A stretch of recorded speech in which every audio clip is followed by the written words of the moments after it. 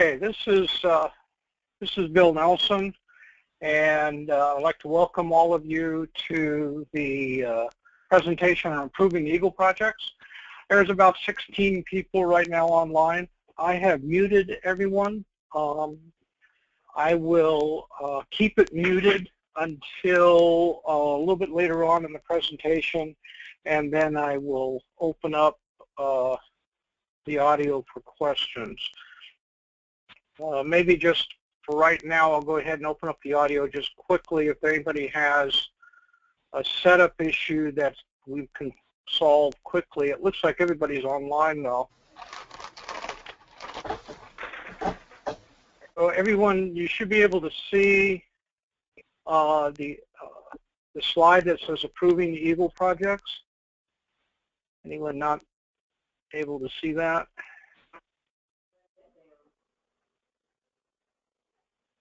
Okay. I'm going to go ahead and mute everybody again, and we'll start the presentation.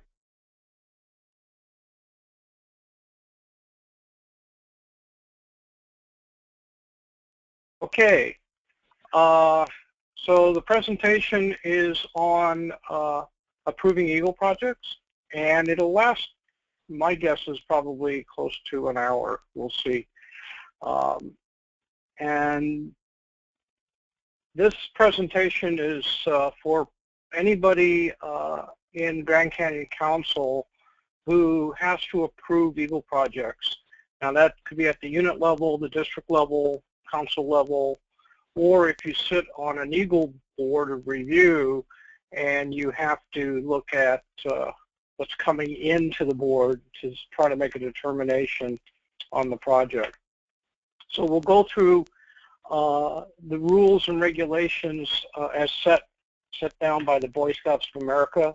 There's really not much in here that pertains only to our council. We don't have any additional policies really on top of what National has. Our processes might be a little bit tailored to our council, but the policies are pretty much what National has set.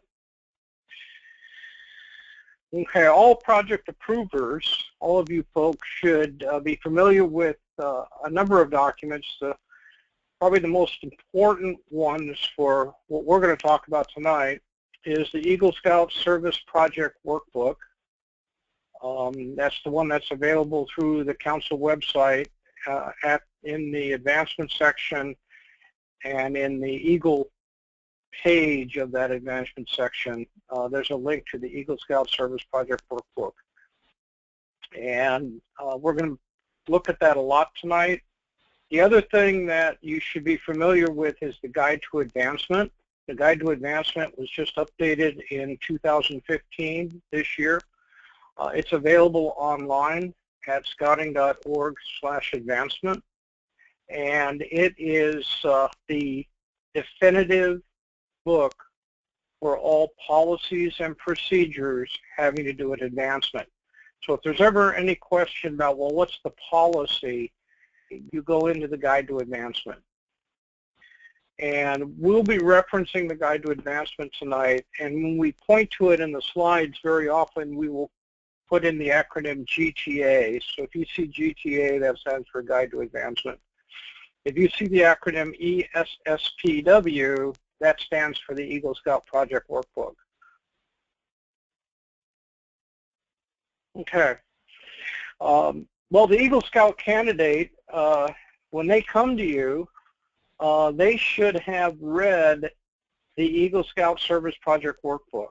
And if they haven't, you probably want to sit them down and have them read it, because all of the process that they need to worry about is in that workbook, and it lays it all out for them as far as the project is concerned.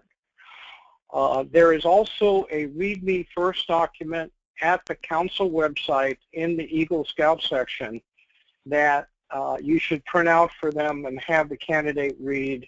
Also, all approvers should read those two documents as well and be familiar with them, because that's pretty much the policies on how to on how to approve the project, what you're looking for in a project. The other thing that the Read Me First document gives you is it gives you the Grand Canyon Council process for processing a Eagle Scout application to some extent, at least for the candidate, in the candidate's view, because it's really written for them and their unit advisors. These documents, all these documents get revised on a regular basis. Like I said, the Guide to Advancement was just updated this year. The Eagle Scout Service Project Workbook was updated again this year, and that Read Me First file was updated this year. So if you haven't read these documents in the last 6 to 12 months, it's time to pick them up and read them again. So the Eagle Scout Service Project Workbook, and it looks like that little picture in the upper right corner here, has 4 main sections to it, and we're going to talk real briefly about those 4 sections. The first section is the introduction and instructions.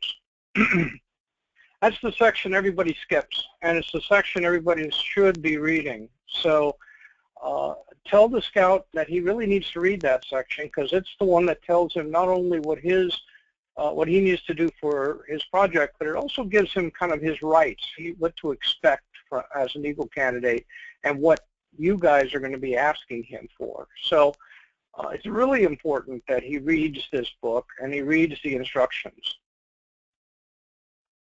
The second section is the proposal section. That has some short instructions to it, but most of it is where they are going to be inputting the proposal and documenting what it is that they want to do. This is what you will be reviewing. So it's important that the proposal section is filled out and signed, and we'll talk about that in a little bit. The third section is what's known as the project plan, Eagle Scout Service Project Plan.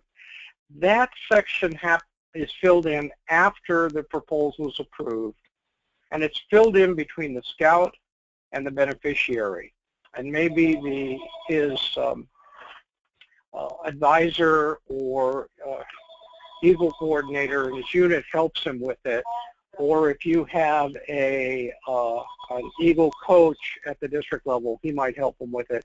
But it's not approved at the district level. It's really between the beneficiary and the scout, and it's to put down the information of his project plan so that he can execute it. And we'll talk a little bit more about that later too. And then finally, the Eagle Scout Service Project Report. Now that report is to document what happened for the sake of the Board of Review. So really, they're the ones that care about the report. The beneficiary signs it showing that he's done the project, and Scoutmaster signs it showing the scout has done the project, and the scout signs it. But that report is really put together by the scout and for the Board of Review. And we're really not going to talk about that report much tonight. It's pretty much just a report on what happened during the project. Okay, so what we're interested in, and what you guys are really interested in, is evaluating the project proposal. So when the scout comes to you, have him explain the project before you even start. In his own words, what is it that he was trying to do? And then then look at the proposal, see if what he's saying is what is in the proposal, and if not, have him update it so that it is. Make sure that he's read the entire workbook. He actually, when he signs the proposal page, he is saying that he has read the workbook. So tell him, hey, you're on your honor that you've done this. So if not, it's probably time right now to read it. And it does you a lot of good that he has read it, because he doesn't come back to you with questions. He doesn't do things wrong if he understands what the instructions say. Now, if you look at the slide, on the bottom of the slide down here, it says GTA 9021, what an Eagle Scout candidate should expect.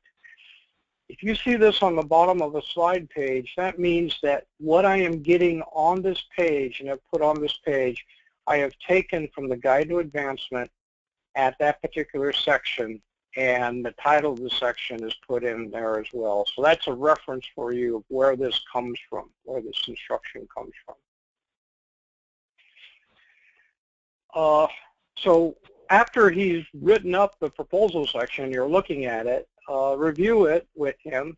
You can't require anything in addition to what is requested there. So what he needs to do for his proposal is written out in the workbook section. You've got to use the Boy Scout workbook, BSA workbook. That is part of the requirement, but he uses that for his project. It's got to be the official BSA workbook.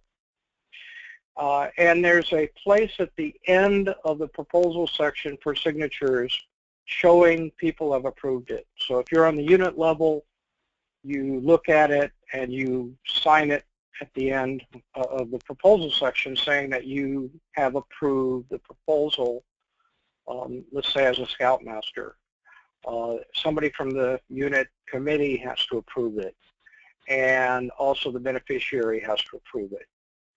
It doesn't really matter what order that's in, but the district cannot approve it and sign it until everybody else has signed it. So it actually says that on the page, that the district has to be the last person to sign it. And if you're a district person, that's to your benefit, because then other people have already looked at it, and what you're looking at is kind of a final product, hopefully, that you can approve. Okay, when you talk to the scout and at any level, make sure that you're helpful, friendly, courteous, and kind, and you're not ragging on him. Make sure you respect the scout's dignity. He's coming up with this project. He probably put some investment of his time in getting to this point. If the scout wants, he can choose to have a parent, unit leader, or other adult present as an observer at any time that he's discussing his proposal or project with someone who's reviewing it, and that includes the district.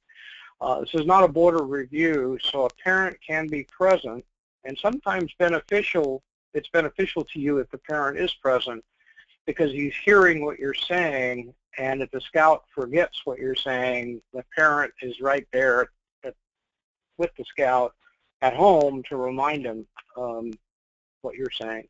So there's no restriction on a parent being there, just that ask these people to be quiet for the most part. It's really a discussion between you and the scout. And so what's important is that the scout understands what you're saying, not necessarily that the parent also understands. It would be bad if the parent understood, the scout didn't, and you left and the parent never talked to the scout again, just assuming the scout knew what you were talking about, and the scout really didn't understand what you were saying. Okay, to evaluate a EAGLE project, what you are looking at is 5 tests. If they pass these 5 tests, then the project is good to go. All right. The first test is the project provides sufficient opportunity to meet the requirement. Now, we're going to talk a lot about that step. It's the most complex step, so we'll talk a lot about that one. Then step 2 is the project appears to be feasible. Safety issues are addressed in the proposal. Action steps for further detailed planning are included, and the young man is on the right track with a reasonable chance for a positive experience. So we'll talk about all 5 of these tests in the next slides. All right, so we start with the requirements. So this is just like any other rank. To pass the rank, to earn the rank, you do what the requirement says. And in Boy Scouting, we do what it says. No more, no less. They got to do what it says.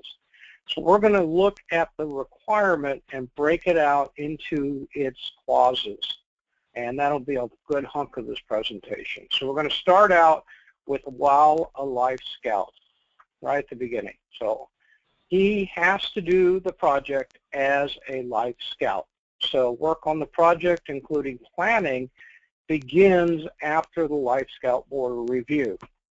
Now, he can start talking to people as a Star Scout, maybe talking to a religious leader or a principal about what kind of projects might be out there that he might be able to do.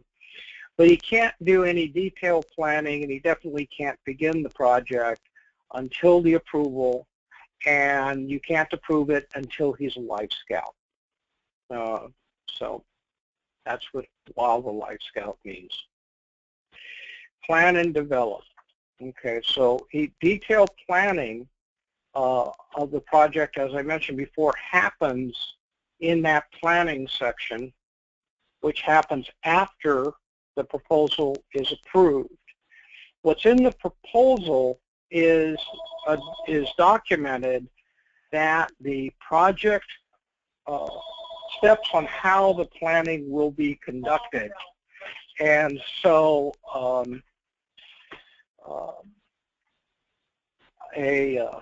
so what you're looking for is kind of a high-level plan that's talking about future planning. You know, I'm going to plan this at this date or at this step, and then I'm going to plan this. These are the things I got to plan. That's what's in the proposal section. What's in the project plan section is the detailed plan, and that shouldn't even occur at this stage. And as we mentioned before, that detailed plan is not signed off by the district. It's between the scout and the beneficiary. Now, sometimes we think, well, certain projects in certain categories won't work, and we'll just discount them just offhand. Okay, blood drives was that way for our council for a long time. We didn't allow any blood drives, so you know, we told the scout, don't even worry about a blood drive. You're not going to get it past district. Well, that's not true anymore. What we're looking for is planning, development, and leadership, and a benefit to the beneficiary. If it matches that, then it could be a blood drive. So that means that you can't just take a blood drive given to you by the Red Cross and say, okay, I'm going to call you, I'm going to give you an appointment, you come and do your thing, and that's my Eagle project. Well, that's not going to fly because he's not showing any leadership, and there's really no development or planning of the project. So he's going to do something added on to that standard cookie cutter thing that will make it more robust, that he's going to have to do some planning, that he's going to have to do some development, and he's going to have to show leadership. Some examples of that for the blood drive we have up on the Eagle Scout page. So if you look at the Council Eagle Scout page, there's two instructions. One's for the American Heart Association and one is for Red Cross, of how an Eagle candidate could do a blood drive with those organizations and have it be complex enough that it would count. So that's just an example. There could be other things that a scout may come up with that you say, well, you know, that category we don't want. I think bicycle rodeos was another category that was like that. So don't just reject those categories. Instead, look at the project and either see if he's already got planning, development, and leadership in there, and if he doesn't to any great extent, then suggest it and see if he can adapt it so that he has it. So that's what this is saying, is just don't categorically, just because it's in a certain category, reject a project. Okay, so the next step is to give leadership to others in the requirement. Well, others means at least two people beside the scout. Those two people can be anybody. It could be scouts, friends, adults, people in the troop, people in other troops. It could be anybody. Now, the number depends on how many it takes to get the job done. And they talk about in the guide to advancement that there could be a project where, you know, only 3 people would make it work, and if you threw a whole bunch of people at it, it would just defeat its purpose. You know, it's just not going to work with that many people. But the project itself gives benefit to the beneficiary. It's a good project. He's going to have to do a lot of analysis or planning, and he's going to have to be directing these people to do it and training them. And so there's the training, there's the leadership, there's the benefit to the beneficiary. It's just that, you know, it may be something that deals with, you know, there's 2 computer terminals somewhere that he's going to base the project off of, and there's a limitation to the resources, and you can't just throw a whole bunch of people at it for whatever reason. So there is no limit, minimal amount of people that need to work a project other than 2, at least 2 people and the scout. And there's no maximum, of course. They can go up and to what's not feasible anymore. I mean, a scout, it's not practical that a scout necessarily can lead 1,000 people unless he really has segmented them and dealt that way. It's probably too big for a Eagle project. Each project must be evaluated case by case and look at, is there an opportunity to give leadership? That's a requirement. They have to give leadership. So for some scouts, leadership is second nature. There are some guys out there that are either born leaders or they have already done a lot of leadership, and they can lead 50 people with no problem at all. They're the ones that kind of become good senior patrol leaders. And then there are followers out there who struggle trying to lead 3 or 4 people or a small group, and they've never had any real experience in leadership before. And for that person, leading a small group may give them a lot of confidence for later on. It may be a big learning experience for them, and that may be the most important thing they get out of their project. Whereas for some of the other scouts that have done leadership, leadership's not all that important. That component, they already know how to do that, so it's not a big learning experience for them there. So each project's a case-by-case basis. Each project's individualized, and the amount of leadership that the scout really needs to put in is kind of where is the scout at. And it's not necessarily age-related. I've seen 17-year-olds that are not very good leaders and haven't had any experience leading. And I've seen 13, 14-year-olds that are natural-born leaders, and they have no problem leading the group.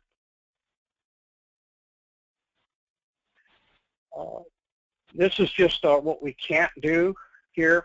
So none of us, outside of the National Advancement Team, none of us can establish requirements for the number of people to lead other than 2 other people in the scout. So we can't say, well, you got to have 5 people, you got to have 20 people, or I won't even look at it. Or their makeup. You can't say, well, you got your baseball team helping you, but you have no scouts, so you got to go out and get scouts. Well, no, we can't. That combination, the makeup, can be anybody. So we can't say what the makeup of the group is, or for the time worked on a project. This is the thing where you can't say 100 hours minimum or something like that. Note that you don't expect scouts from different backgrounds with different experiences and different needs to work towards the same standard. Scouts are different. People are different. Boys are different. And they have different backgrounds. And this is pretty much a personal thing for them leading their project. How are they going to lead it? And what are they going to learn from leading it?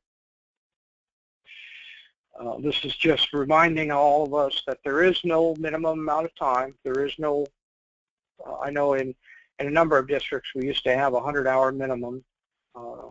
There is no 100-hour minimum. And don't communicate an average amount of time to the scouts, because they're not dumb. They know that if you say, well, most school projects are about 100 hours long, they will translate that into you saying there's a 100-hour minimum. So we don't want you to communicate the average. Now, I know if you're a district advancement person, you know I give you a monthly report that gives you the averages. That's not a target. That is basically legacy. We've been doing that for years, so I'll keep doing it as long as you guys don't advertise it. If you guys start advertising, it gets down to the scouts, and I hear about it, then I'm not going to give you the average anymore. You're going to have to guess. So, be helpful to any religious institution, school, or your community. So, any religious institution or any school, that's pretty obvious. Your community is not. So let's go into that a little bit. Your community is normally not an individual. However, it could be an individual if that individual, working for that individual may help the community. I'll give you an example. Let's say there is an elderly person that cannot afford to hire somebody to clean up her yard, and her yard is a mess, and it's kind of a community eyesore. An Eagle project to go in there and clean up the yard, if it's enough work, clean up the yard and would benefit her, and she'd be the beneficiary, direct beneficiary, but it indirectly benefits the community. So in that case, we could approve it. And if you have a question about that, if something like that comes up and you don't know, it's kind of on that borderline, give me a call, and I'll kind of make the judgment call whether or not we can go forward with it or not. I have the authority from national to do that for this. Note that for Scout, community is worldwide. So things like working for collecting these mosquito nets and sending them to Africa or something like that is still helping their community. So by definition, in the Guide to Advancement, the community for Scout is worldwide. So there really is no limit. It cannot be for a business, and it cannot be of a commercial nature. Now, if, in other words, you can't do an Eagle project directly for Earnhardt Ford, for example. However, if Earnhardt Ford happens to own a public park where there's no restriction, anybody can use this public park, and they would like to have something done in the park, you can do that. We can consider a project that does something like that. The non-commercial organization does not have to be registered as a nonprofit. It doesn't have to be something that's registered with the IRS as a nonprofit. It just needs to be not for business. And we at the Council Advancement Committee can make exceptions in certain cases where a community would benefit from something that is being done by a for-profit organization. And the way we would look at that is, well, if they were a nonprofit organization, would we approve the project? And this comes into play when we're talking about things like maybe a for-profit museum, for-profit hospital, something like that. If every other aspect of the project benefits the community, but and it's not part of the daily business of that organization, then we can say, well, it's being done for a for-profit business, but it's really something that helps the community. Go ahead with it. It's an okay project. So that's kind of left to a judgment call at my level, at the Council Advancement Committee. So if you have a question about that comes up, get a hold of me. Okay. Projects must not be performed for the Boy Scouts of America. The requirement says benefit an organization other than Boy Scouting. So you can't do it for the Boy Scouts of America or its councils or the districts or the units, which means troops and packs, or camps or anything like that. So no projects can be done for the Boy Scouts. Now the unit's chartered organization is fine, or anybody's chartered organization. So the church that sponsors your troop, it's fine to do an Eagle project for them. Okay, that's the end of that clause. This is the project expectations we are looking at are to match Eagle Scout requirement number 5, no more, no less, just like any other requirement in the Boy Scouts. And don't require proposals to include more than what is described in the Eagles project workbook in the proposal section. So the next part of the requirement says the proposal must be approved before you start. So we're going to talk a little bit about this. Again, it must meet the 5 tests, and if it meets these 5 tests, then it's approved. Okay, so the first test is, or the test that we had. So just realize that there is no requirement that you go over and above the 5 tests, and there's no requirement that says you need enough documentation to present to you so that you could pick it up and hand it to another scout. The other scout can read it and execute the project. Well, that would be a project plan, and that's not done at the proposal stage. So there is no requirement to do that. Now, I know a few years ago that was not uncommon to ask a scout to give that much documentation, and that's not true anymore. All they need is what is in the proposal, and what's in the proposal is what is enough to meet the 5 tests. The 5 tests have been around forever. Those are not new.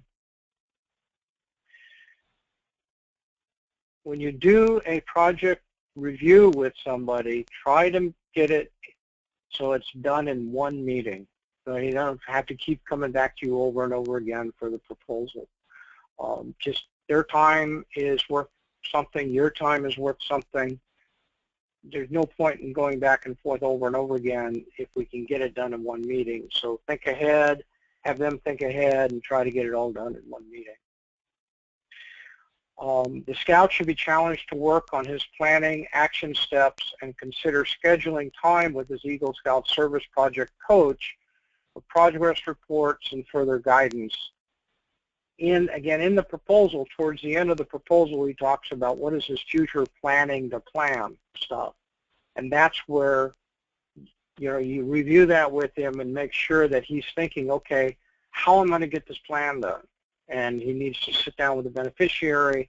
He needs to sit down with his advisor or his Eagle Project coach and get that detailed plan written out.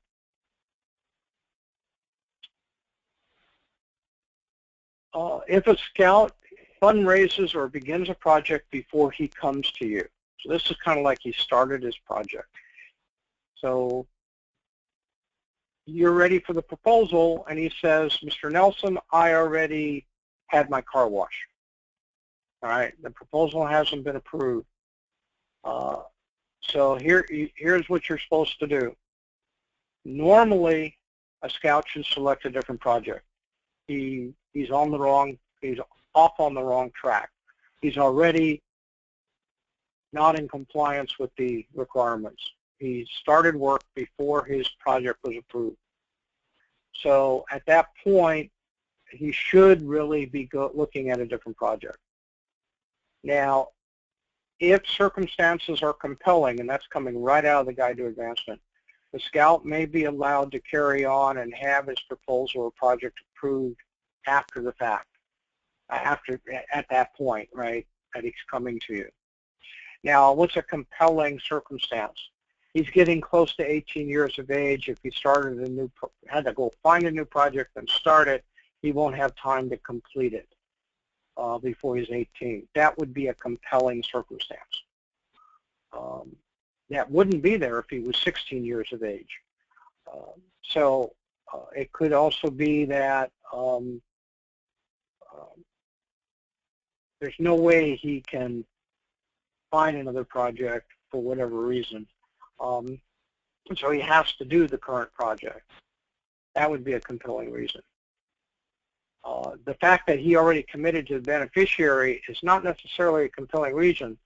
He may end up having to do 2 projects. He may have to finish the one he started prematurely and then do the one for his project, Eagle project, because he didn't read the instructions at the beginning, which is what he should have done, and got it approved.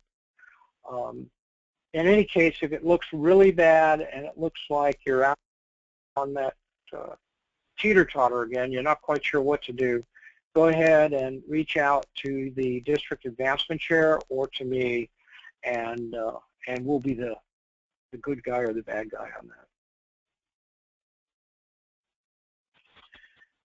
that. Note that the project beneficiary, once work has started, can stop work on a approved project at any time, even if it has been, if enough has been done on the project that the requirements intent as it was proposed was met, then the project should be okay for final approval and should go forward. If if it really looks like it was a project that for some reason beneficiary said, "Well, stop," and the guy barely started, then he may have to look for another project.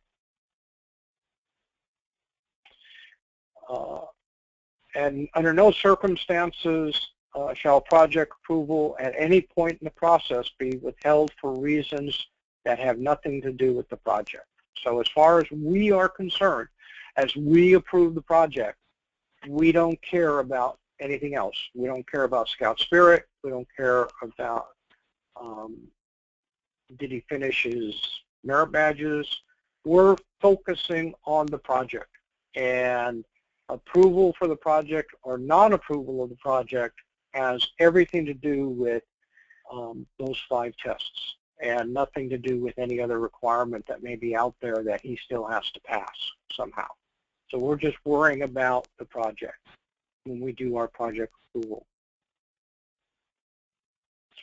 Okay, in the requirement, we're still reading through this requirement here. In the requirement, it says use the Eagle Scout Service Project Workbook.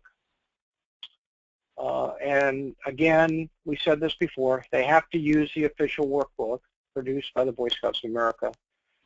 We cannot require additional forms, add or change requirements, make any additions, deletions, or changes in the text, outlines, graphics, or other layout of the workbook.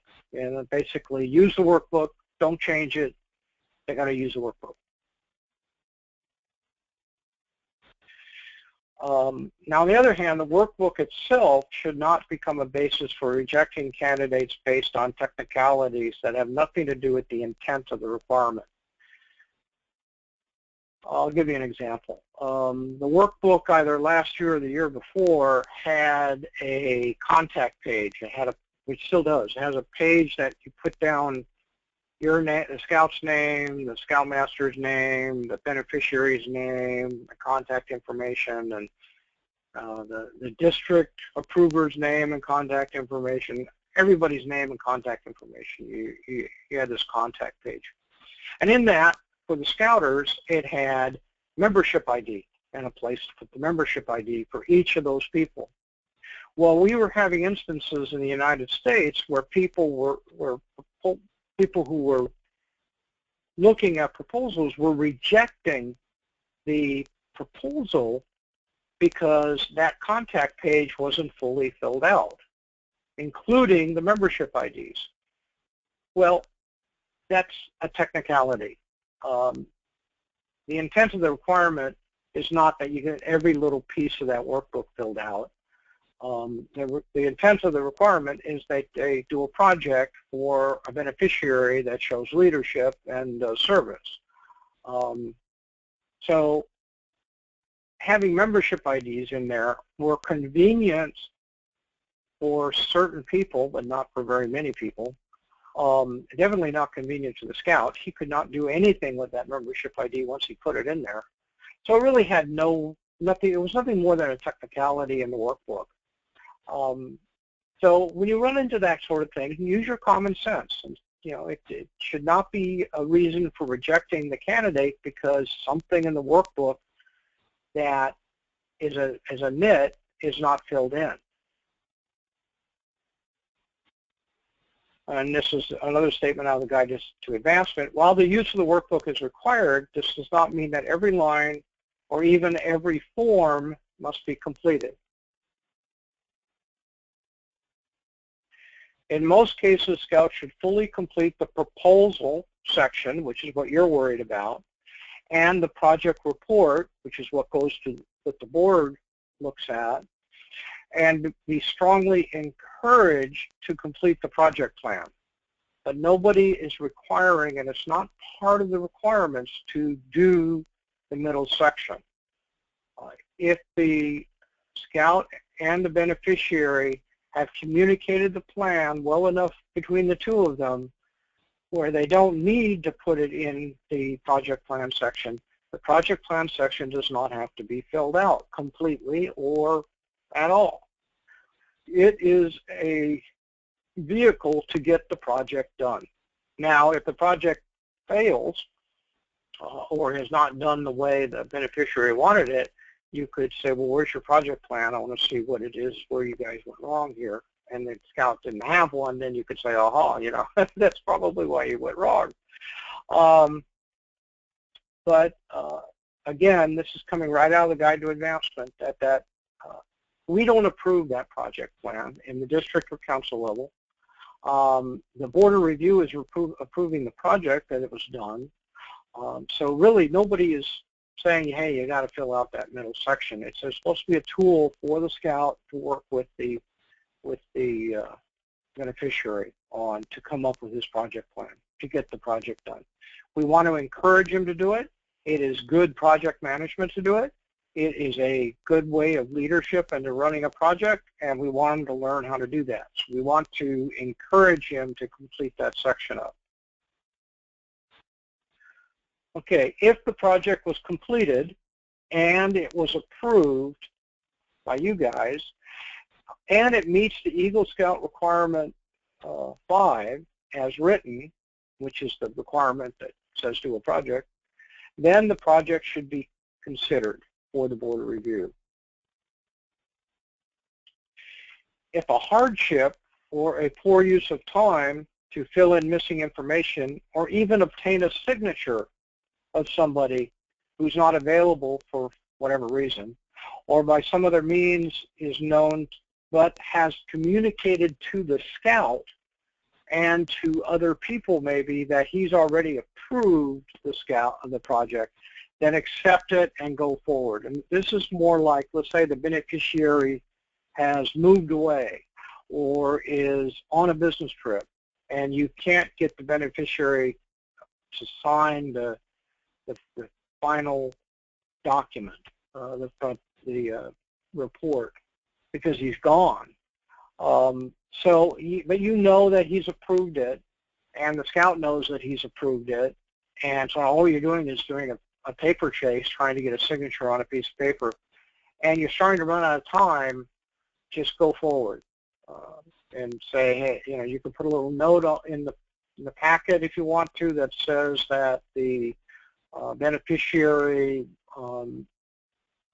was satisfied and liked the project, but is not available for a signature or something like that. So if the board is looking for it, they have a note about it. It's the project that's required. The whole idea is to do a project. Boards of review should use common sense. Did the project meet the requirements or not? And the workbook should not become a basis for rejecting candidates based on technicalities that have nothing to do with the intent of the requirement. And that's the requirement. Again, Eagle Scout requirement 5. He needs to do what's in there. He doesn't need to do more than what's in there, and he can't do less than what's in there. And again, for us, at the proposal acceptance or review stage, we are looking for these 5 tests. And if these 5 tests are satisfied, then the proposal is approved. And again, that first one, which we just finally got through, was to look at the requirement and does the project provide sufficient opportunity to meet the requirement. So we walk through the requirement and to determine whether or not the project satisfies that. The whole proposal section of the workbook is to help you answer requirement number 1. The project appears feasible. Now that's a judgment call on your side. Do you think he can do this? If he says he's going to build a house, that may not be feasible. Although there have been some sheds and stuff built that work. I was going to say Habitat for Humanity, but those are pretty cookie cutter. You'd have to kind of adjust it if you wanted to make something like that an Eagle project. But it's also probably overkill. So is it feasible? Can he get it done? And can he get it done in the time frame that he wants to get it done? Have safety issues been addressed? And there's a safety section in the proposal for him to think about what safety issues might come up. Action steps for further detailed planning are included. That, again, is in the proposal section towards the end, a plan for a plan on doing detailed planning. And the young man is on the right track with a reasonable chance for a positive experience. So, again, that's a judgment call on your side. Does it look like he's on the right track and he's going to get this done and it's going to work? So if those 5 tests are satisfied, then the project approval should be granted. Those are your tests. Then we got some related items to talk about. Appealing, if the candidate believes that he was mistreated or his proposal was rejected wrongly, he should be given by your district an opportunity for a second opinion on approval. He could also come to me or someone on the council advancement committee and ask for a review. So he does have a way of appealing this. Fundraising issues. Projects themselves cannot be fundraisers, which mean that they cannot be just an effort that primarily collects money. All right. Fundraising is permitted for securing materials and other things, supplies in a project. And for details on all of that, rather than go through it tonight, there is a guide out there called Notes for Eagle Project Approvers, Unit Leaders, and Boards of Review. That is basically the handout for this presentation. So if you go to our Eagle Scout page and look 2/3 of the way down for Notes for Eagle Project Approvers, Unit Leaders, and Boards of Review, it's a 3 or 4 page document that will go through everything we went through tonight, and it'll also talk about fundraising and give you the details and the process that's for our council on fundraising.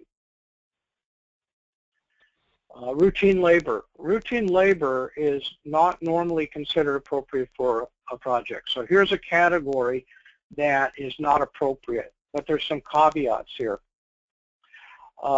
First, we'll define what is routine labor. Routine labor is something that the scout does in his daily life anyway, or can provide, maybe he does it around his house, and so doing it somewhere else is not going to be much of a challenge for him. So there's no real, the planning is reduced because he's done it anyway. For people in the suburbs, which is what most of us are, things like pulling weeds is probably a routine labor thing. All right, so going out in the school's football field and pulling weeds would be considered routine labor. All right, and it's going to be different from scout to scout, but for most scouts, going out and putting up a certain amount of fencing in a field would not be routine labor. However, for somebody who lives on a ranch, it may be routine labor. I mean, for them, put up a mile of fence is what they do anyway. It's going to be kind of individualized there. But routine labor is defined as something that he does routinely. It's also something that could be routine maintenance at a organization. So if they will normally hire somebody to come in and pull the weeds, then trying to save $1.50 by having the scouts do it is not what the purpose of the Eagle Project is for. But if it's something that they can't afford anymore, they were going to get a room painted, but they can't afford to get the room painted anymore, that could be a very good Eagle Project to go in there and paint, a room. So the test is the scale and the impact on the beneficiary. If the labor is conducted on a scale that it requires the scout to do planning, development, and leadership, then it might have sufficient impact to be considered a good Eagle Project. Some common misconceptions. Eagle Scout service projects are individual matters. No more than one candidate may receive credit for working on the same project. If you have two scouts and they want to do something similar, that's fine, but they can't both do the same project and have it count for both of them. Because we really want to see the individual planning, developing, leadership, and execution from an individual scout, that candidate that's going to be the Eagle. So they can't share that, and they got to have two separate projects. Now, it could be two separate areas of the same church or whatever, in similar projects, but it can't be the exact same project. There is no requirement that a project has to have lasting value. There's just simply no requirement for that. There was some rumors out there that people had that it had to have lasting value. That's just not true, and it's in the Guide to Advancement. Any plans completed after the project proposal has been approved by the council or district are between the scout and the beneficiary. So that's that planning section.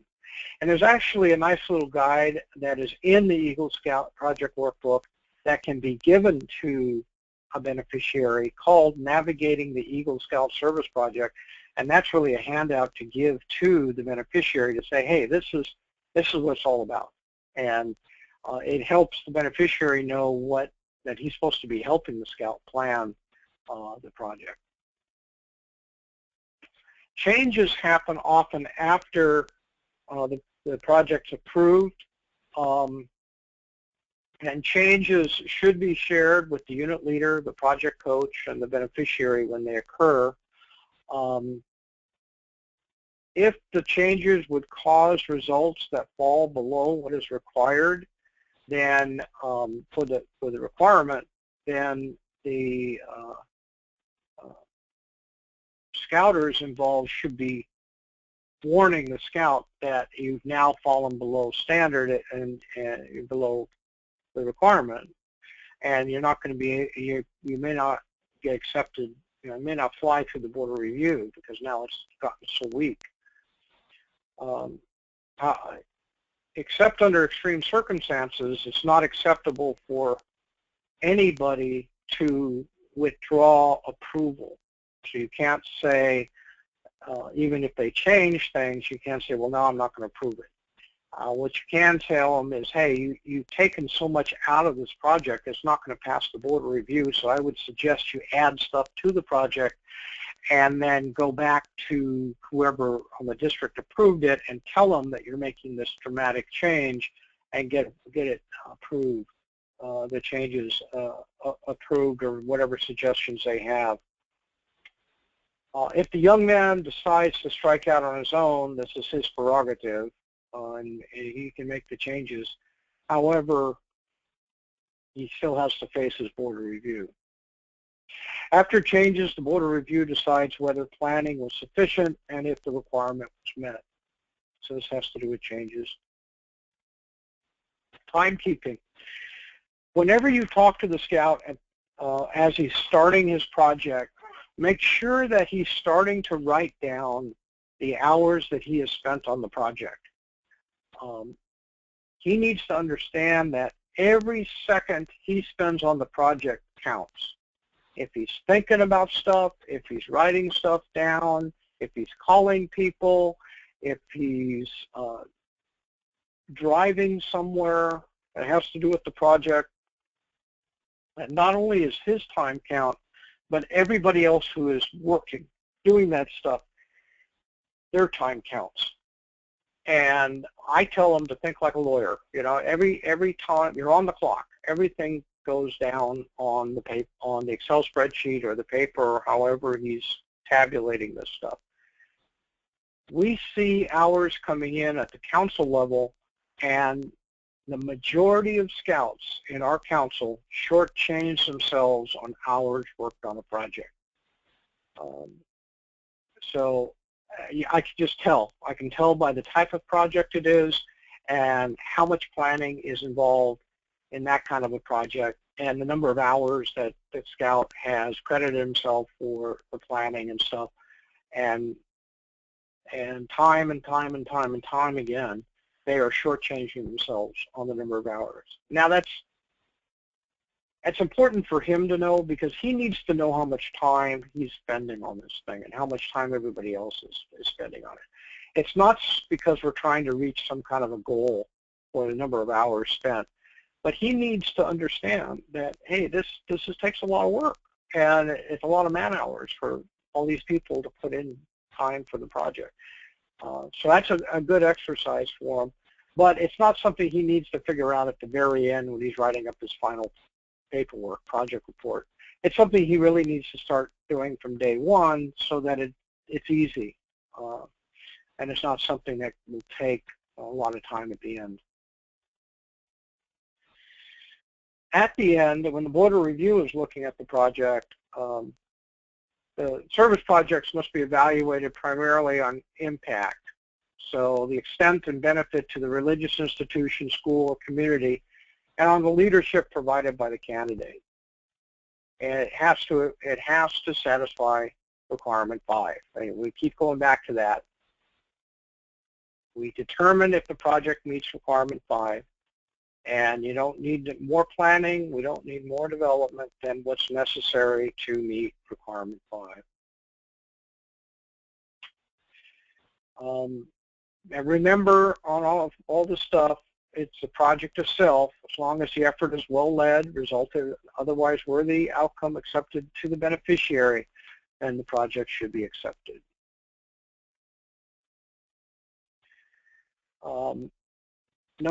If a scout gets to a point where he thinks he's done, beneficiary either signs it or has not signed it, but the scout thinks he's done, and he's got everything else done, then he has to be granted a board of review.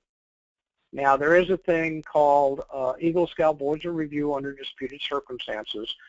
That section in the Guide to Advancement should be looked at, and it's in Chapter 8, which is the Board of Review chapter. He should be go through that process and be granted a board of review, and it kind of explains what happens when the scoutmaster doesn't sign the application, what happens when the beneficiary doesn't sign the workbook, how do you do a board review in that circumstance? Okay, it'd be rare if a board review rejects a project if the beneficiary and the unit leader agree the project was satisfied. So if the beneficiary says, yep, it's great, I love it, it's fine with me, and the unit leader says, yep, it's great, I'm glad he did it, fine, they both sign off, then the board of review shouldn't be stepping in and saying no. It should be in a very, very rare that occurs, because the requirement says that you're doing something good for the beneficiary, and that judgment calls on the beneficiary. He's already gotten a proposal approved ahead of time, and if that's what he's done, then that's what he's done.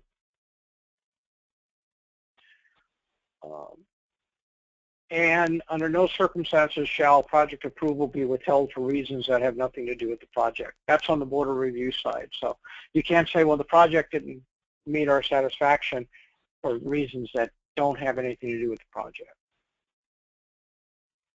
That's it. The handout for this briefing is, and I'm going to open up for questions in a minute. The handout for this briefing is the notes for EAGLE project approvers and unit leaders and boards of review. That handout is in the EAGLE page, at the Council EAGLE page. Like I said before, it is about 2/3 of the way down the page. If anybody has any questions, couple places. One is to go to the Guide to Advancement, Chapter 9. That whole chapter is on the EAGLE project. And you can send me an email at gccadvancement1@gmail.com. Ask your questions ahead of time if you think you're going to have a question rather than later. Ask your question sooner rather than later and get things taken care of. Before I open it to questions, I have recorded this, and I will keep the recording going during their questions. I will post to the list where the recording is and where the slides are, so that if you have other people in your district that need to go through this and kind of get a briefing on what it is for approvers to know, then they have a place to go. Okay, so let me open up. There we go.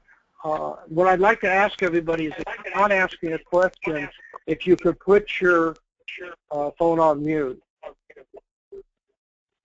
And does anybody have any questions? Bill. Yes.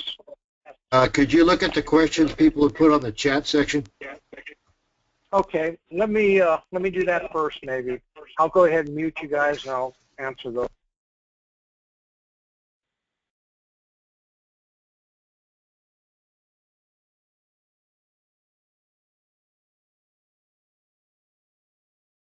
Oh, we got a lot of questions here.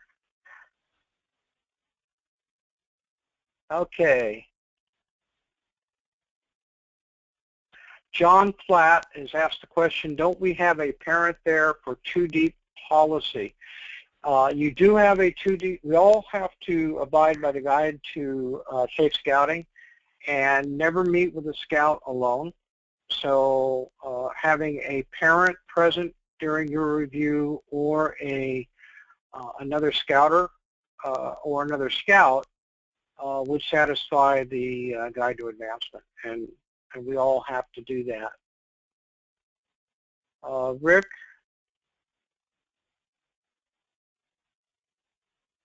It says, when you say 2 other people, can it be his dad and his brother? The answer to that is yes.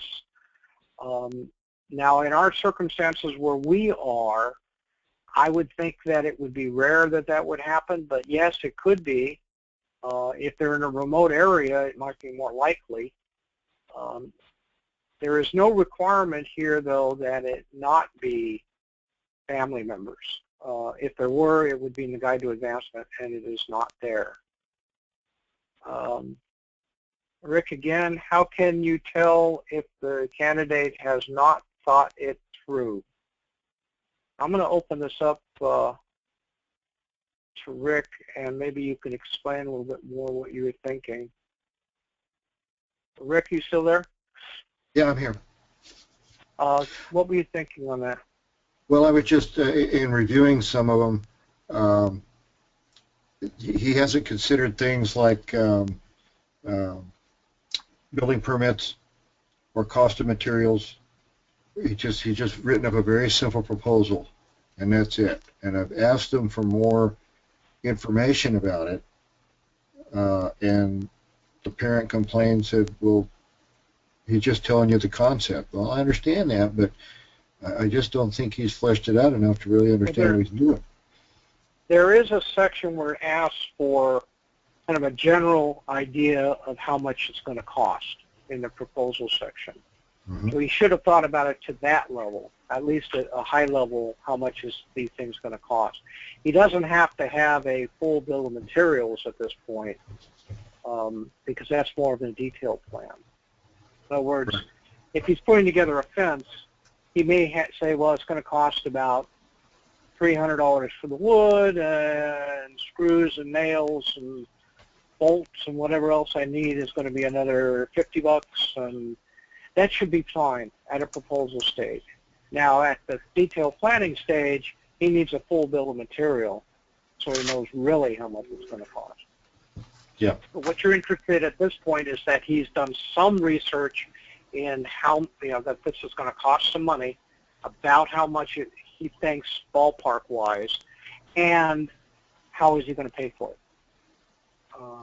That's in the proposal stage, that he's thought that far into it. But I mean, yeah. If I get a feeling that he's not thought it through enough, I fall back on, well, he didn't fill out the proposal completely. And I think that's right. If he filled it all out, he would have thought more about it. But there were several places he skipped, and that just was a tip-off to me. He wasn't ready. Yeah, I think you're right there. I think he needs to fill out most all of the proposal section. When I was saying there are things that he can skip, he can skip parts of the proposal if it's not relevant, right? He's not going to do something. Yeah. But in the detailed project plan, when you get to the board of review and that thing's not filled out, but the project was very successful, then it's like, too late now. Don't go fill it out after the fact, So when I was talking about sections, I was more concerned with that, and the thing like the contact information that doesn't really add that much value. Mm-hmm. Okay.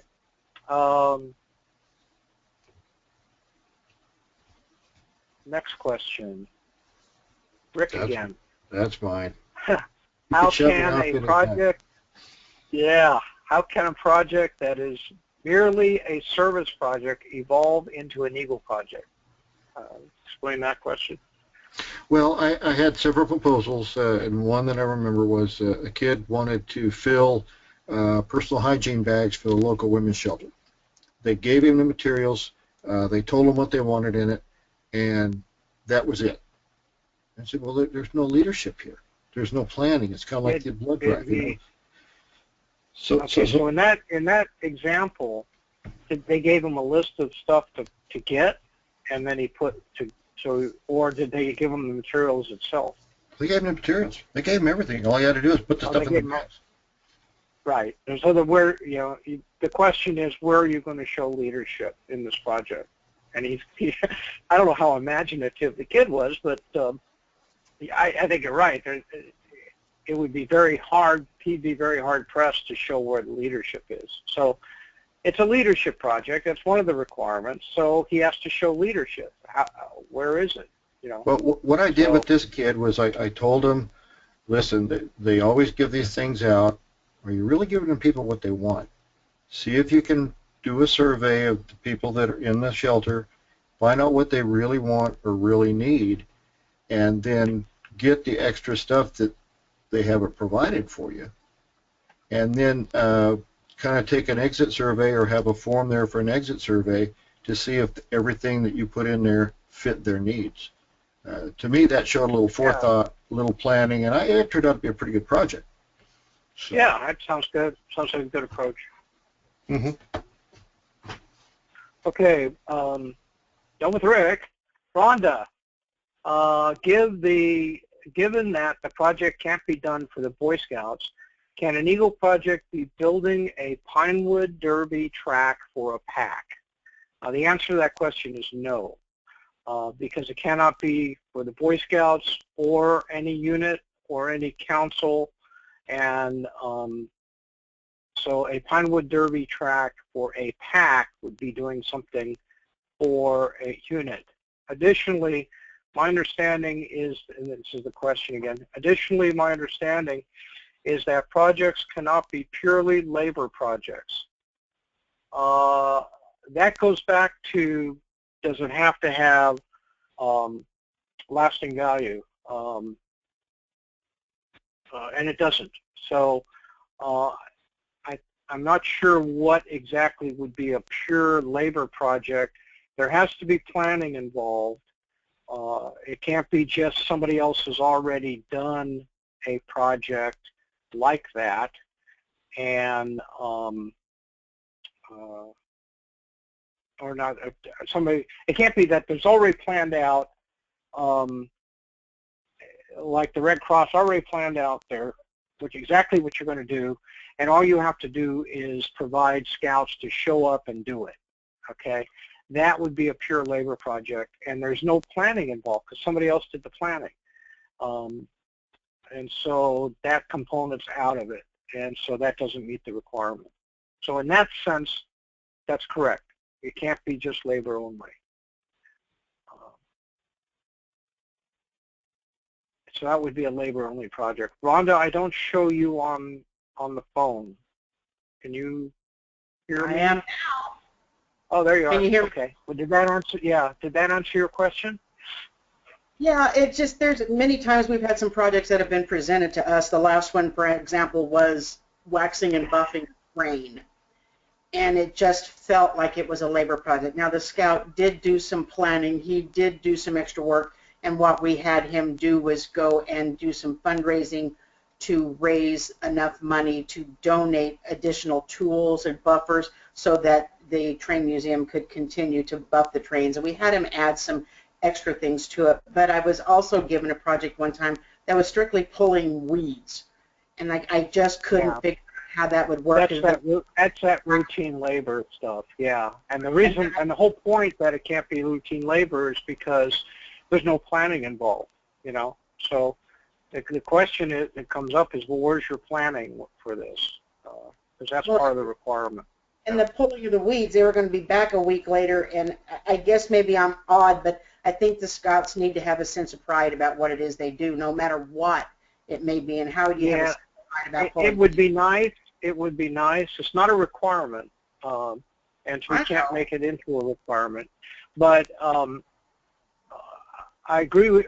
I would think that pulling weeds is solidly in the routine labor category. Mm.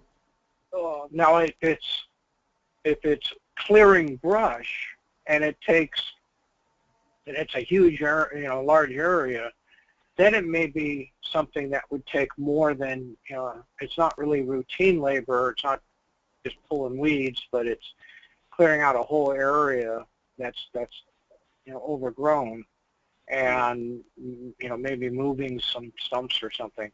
That would be clearly moving. This was clearly pulling weeds in a park. Like this doesn't right to me. Yeah, that's almost directly out of the Guide to Advancement as routine labor. Because it says pulling weeds out of a football field in the Guide to Advancement. And that's what I had read. I just wanted you to clarify and make sure I was understanding that. Yep. Yeah, that's right. Yep. Thank you, Bill.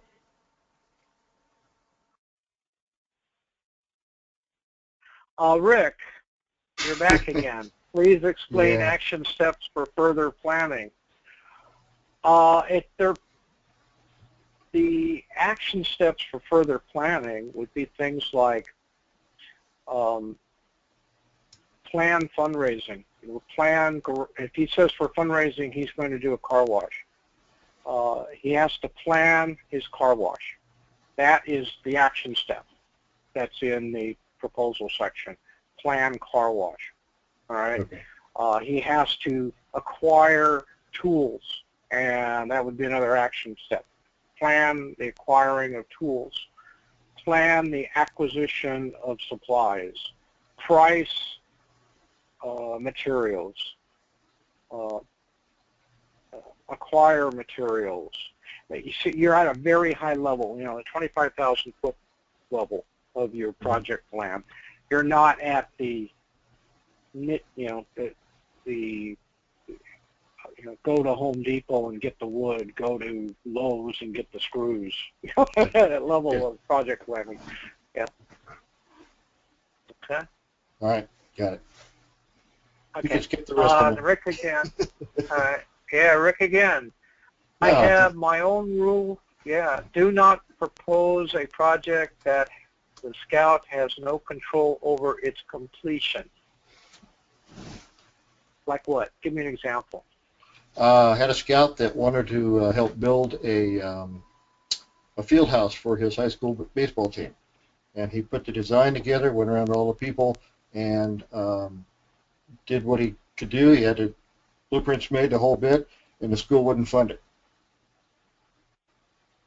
Now we gave him credit for the school had to fund it. He was assuming the school would pay for it. They said they would. They said they would. Yeah, and then they turned around and said, "Well, we don't have the money. We're not going to fund it." Oh, okay. So that's just a change that was beyond the scout's circumstance. So if you're going to run into that sometimes. Sometimes, everybody says, "Yep, you're not going to have any problem getting a permit," and then you get to the point of having to get a permit for something and you don't get it. So you can't make it a rule necessarily.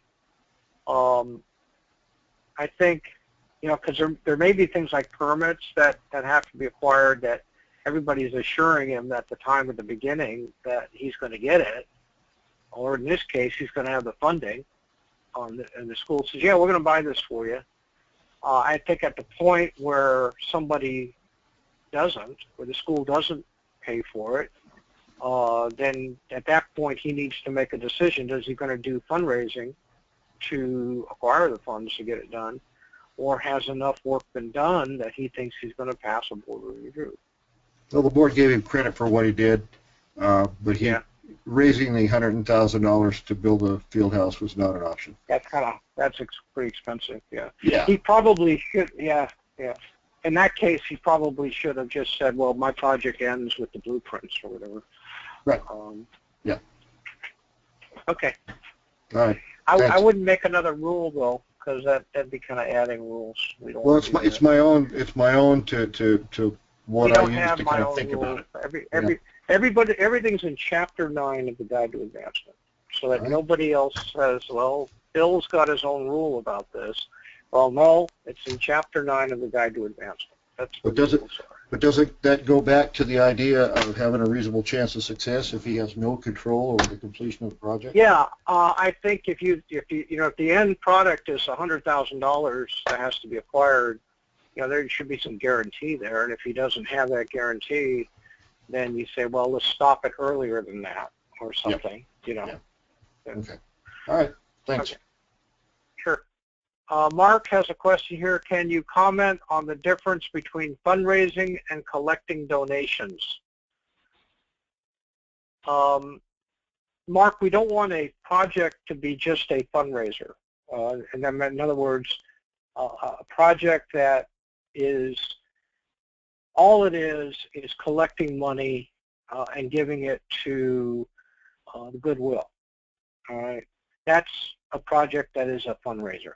And that's all it does. You ask for donations, you figure out different ways of asking for money, and or maybe you make something and sell it to get money, and all that you end up doing is giving the money to the beneficiary. That's a fundraiser as a project.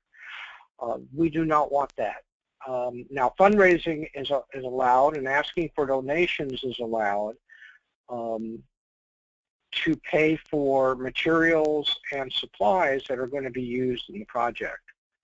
And that's all outlined in that user guide, the notes for Eagle project approvers.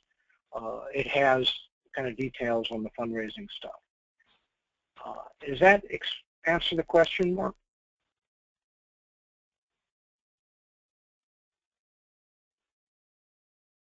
Mark, are you still there?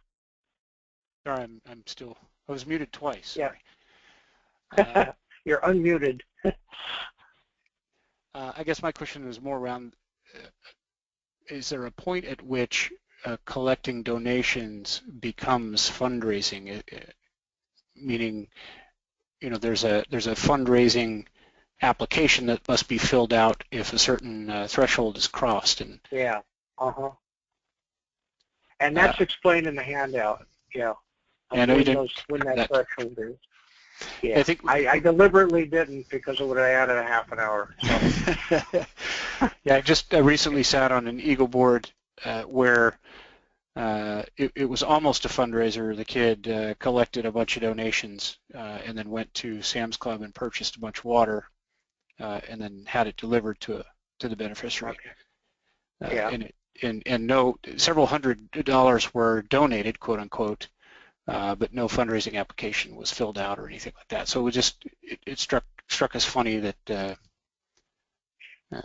Yeah, the fundraising application needs to be filled out under certain circumstances. And read the notes for Eagle Project. It pretty much, in that fundraising section, it talks about when you have to fill it out and when you don't. So I would just point you to that.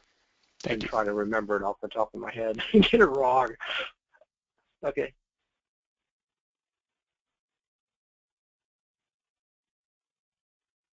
Rhonda, if I'm hearing you correctly, the Eagle Scout project should be reviewed during the Eagle Board of Review. However, several of the scouts in my unit have just gone through the Eagle boards and have not been asked anything about their projects. If I'm interpreting the rules correctly, this should be part of the Eagle board, and as such, the scout should be prepared to discuss his project. Well, Rhonda, that leads me into tomorrow night's presentation, which is on boards of review, including the Eagle Scout Board of Review. So we are going to have another webinar tomorrow night. I know, I paid you to do this, right? Yeah. Was my check in the mail there, Bill? Yeah. So we are going to do a board of review webinar tomorrow night, which also will be recorded if this stuff works. It says it's recording. I have no idea if it is. We will cover the Eagle Scout Board of Review as well. And there is an agenda there, and part of the agenda for the Board of Review is to talk about the project. So we'll cover that tomorrow night. Okay. Will you be sending? The invite should have already been sent out for it. I don't have one. It was sent out to the list yesterday, the night before. So. Okay, next question. Jury? Is it Jory? Let me unmute you here. Oh, I guess you're not able to. It says your email on slide is missing an E. Yep, it sure is. Okay, that is, oh, how'd that happen? That is correct. It should be GCC advancement with an E in it. So it is the right spelling of the word. If you don't put the right spelling of the word, it's not going to get to me. So thank you. All right, that's the end.